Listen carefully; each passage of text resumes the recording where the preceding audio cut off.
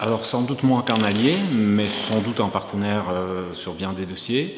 Une menace potentielle certainement, et peut-être plus qu'une menace potentielle, parce qu'effectivement je pense qu'il y a un certain nombre de sujets sur lesquels la Russie a fait des choix qui vont directement à l'encontre des intérêts, on va dire, des forces politiques majoritaires aujourd'hui dans l'Occident, et qui portent notamment tous ceux qui portent le projet européen, parce que je pense qu'il y a toute une série de points fondamentaux sur lesquels ce projet européen est bâti, en termes de conception des relations internationales, de la relation aux voisins, bien évidemment une organisation politique interne, etc., une renonciation à la force comme un outil banal de politique étrangère.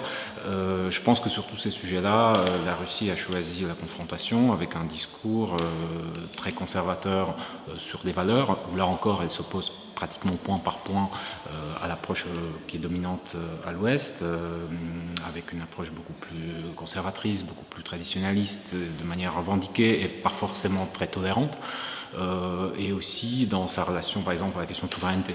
La Russie qui se pose un peu en champion d'un souverainisme intransigeant, qui évidemment s'oppose de manière assez réductible à l'idée, au projet européen.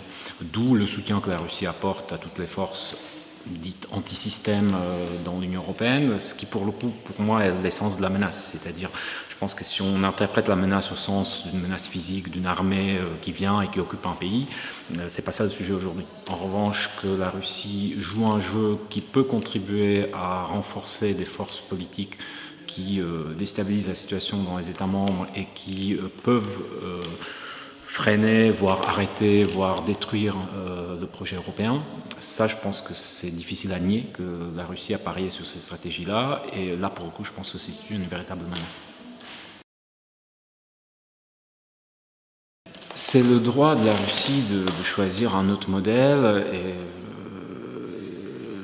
justement, un des éléments de l'européanisation, c'est qu'on ne l'impose pas par la force. C'est-à-dire tous les pays qui sont engagés dans ce processus, ils l'ont fait volontairement. Et d'ailleurs, l'Union européenne a plus souvent été accusée d'être pas assez en soutien et pas assez ouverte à accueillir les nouveaux et pas assez encourageante pour ceux qui font des efforts. Et souvent, les élargissements de l'Union européenne étaient perçus comme un chemin un parcours de combattant, plutôt que comme quelque chose qu'elle imposerait d'une manière, par une force brutale, dont de toute façon elle n'est pas vraiment dotée. Donc que la Russie ne choisisse pas cette européanisation, c'est son choix. C'est évidemment un problème pour nous parce qu'avoir un voisin influent avec lequel nous avons toute une série d'interdépendances économiques, etc., c'est évidemment mieux s'il partage des valeurs de base et s'il partage notre façon de voir le monde, notre façon d'appréhender la relation entre voisins, etc. Maintenant, si ce n'est pas le cas, évidemment que l'Union européenne a les moyens de s'y adapter. Ce qui est plus problématique, c'est lorsque la Russie souhaite aussi d'influencer, voire plus qu'influencer, d'autres pays de son voisinage à faire ou ne pas faire ce choix-là. Et je veux dire, le cœur du conflit autour de l'Ukraine, il est là. Est-ce que la Russie a droit de dire à l'Ukraine si elle peut ou ne peut pas choisir la voie de l'européanisation comme les pays d'Europe centrale l'ont fait avant elle?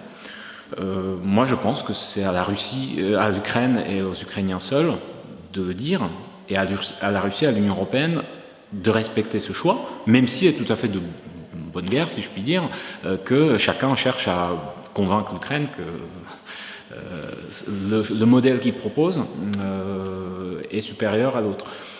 Avec quand même une différence qui me paraît importante aussi, c'est que malgré ce qu'on a pu dire, je ne pense qu'à aucun moment l'Union européenne n'a demandé à l'Ukraine de choisir de manière ferme. C'est nous ou les autres. C'est du côté russe que cette question a été posée ainsi. Et ça montre là encore justement toute cette différence de conception de la relation aux autres États et notamment aux voisins qui caractérise, me semble-t-il, le modèle européen tel qu'il s'est développé depuis 1950 et le modèle sur lequel reste aujourd'hui la Russie. Je n'oserais pas apporter des jugements là-dessus parce que très sincèrement je ne suis pas un spécialiste de la politique intérieure russe. Ce qui m'intéresse par rapport à ce que je viens de dire, c'est quel sera le choix de Vladimir Poutine par rapport à ses relations avec l'Europe. Est-ce qu'il va continuer, ou peut-être même renforcer, des tentatives de déstabilisation politique à travers des alliances qui nouent avec telle ou telle force politique anti-système dans tel ou tel pays, avec une offensive quand même très forte qu'on voit au niveau des médias et au niveau notamment des médias sociaux.